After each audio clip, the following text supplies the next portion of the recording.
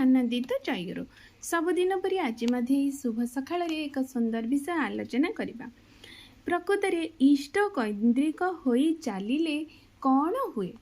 श्री श्री ठाकुर सुंदर उत्तर दौरान मनीष जदि सर्वत भावे इष्ट कैंद्रिक हुए सेतेबेले किंतु से आउ प्रवृत्ति द्वारा परिचालित हुए नहीं, बरं सबु प्रवृत्ति को ही से परिचालना करी इष्ट प्रतिष्ठार उपयोगी करे। एपरी करी ही मनीषर ग्रह दोष मध्य खंडन हो जाए। सेइथिपाई तो कुहे किं कुर्वन्ति ग्रहा सर्वे सर्वजस्य केन्द्रे बृहस्पति। बृहस्पति माने सद्गुरु जीवनर केन्द्र रे तांकु बसाइबा दरकार।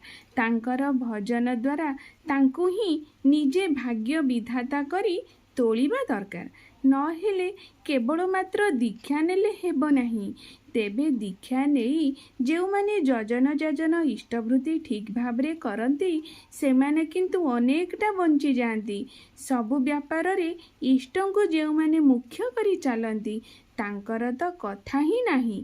खराब किछि आसिले ही से माने ताको इष्ट स्वार्थ प्रतिष्ठार अनुशीलन रे पकई नहीं भल दिग को सजाड़ी दियंती, माने भलरे निज से दिगटी को सजाड़ी दियंती।